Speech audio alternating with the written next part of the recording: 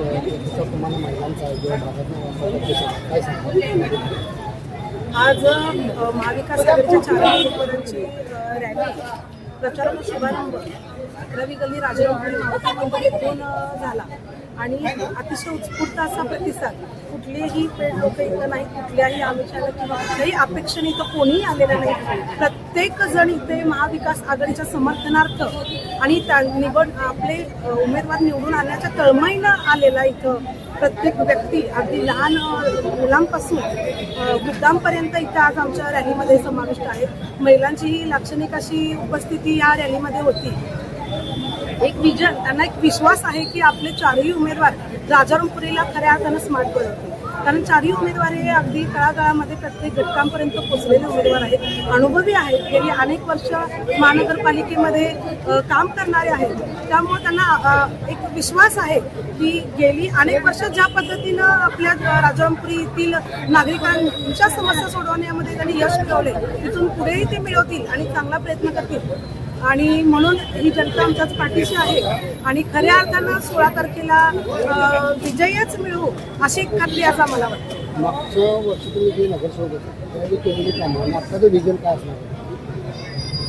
गेलेला 2015 ते 20 हा कालखंड मी अगदी प्रामाणिकपणे नगरसेविका म्हणून काम करण्याचा माझा प्रयत्न होता आणि त्यामध्ये मी यशस्वी झाले. शेवटचे काही महिने किंवा वर्ष एक कोविड काळ गेला, त्यामुळे उरलेले विकास कामं म्हणा किंवा अगदी किरकोळ प्रमाणात राहिलेली जी कामं होती ती यावेळी मला पूर्ण करायची आहे. पण खात्रीनं सांगते की ज्या पद्धतीने राजारामपुरीमध्ये मी प्रभाग क्रमांक 37 मधून नगरसेविका म्हणून काम केलं, अमृत योजना सगळ्यात आधी माझ्या प्रभागातील पूर्ण झाली. शिवाय MSCB लाईन्स आपल्या अंडरग्राऊंड झाल्या. अमृतचे सर्व कनेक्शन माझ्या प्रत्येक घरामध्ये मोफत केलेले आहेत. त्याच पद्धतीनं ड्रेनेज सिस्टीमची जी जुनी 30 वर्षापूर्वीची 35 वर्षापूर्वीची जी ड्रेनेज सिस्टीम होती ती बदलण्यामध्ये किंवा नवीन पाईपलाईन्स चेंबर्स बांधण्यामध्ये मी यशस्वी झालेली आहे.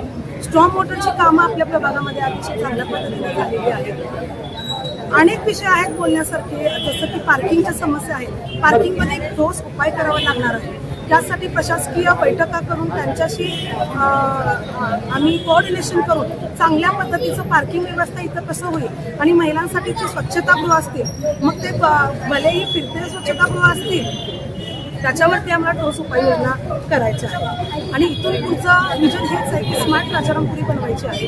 त्यासाठी वेगवेगळे आम्ही विजन समोर ठेवलेले आहेत. जसं मी आता म्हणाले, पार्किंग असेल, उद्यानं असतील, जे ओपन स्पेसेस आहेत ते डेव्हलपमेंट करण्याचं असेल, युवक युवतींसाठी रोजगाराच्या संधी असतील, उद्योगधंद्याला चालना असेल, व्यापारपेठ इथं आहे, त्या व्यापारपेठच्या उद्देशानं इथं पार्किंग एक विशिष्ट प्रकारचं करण्याची गरज आहे. त्यामध्येही आम्ही लक्ष द्यायचं. शिवाय उर्वरित जो ड्रेनेजची समस्या, जे आता आम्हाला नवीन जोडलेले प्रभाग आहेत जिथं ड्रेनेजच्या समस्या आहेत त्याही आम्ही निकालात काढायचा पुरेपूर प्रयत्न करू. तिथे नवीन चेंबर्स बांधणे असेल, कामगारांची संख्या वाढवण्याची गरज आहे, आरोग्याच्या काही समस्या असतील त्या आम्ही यापूर्वीही आम्ही पाठपुरावा त्याचा केलेला आहे आणि पूर्तता केलेली आहे. इथून पुढेही करत राहू. आपण पाहत आहात मावळा न्यूज 24, सर्वसामान्यांचा बुलंद आवाज.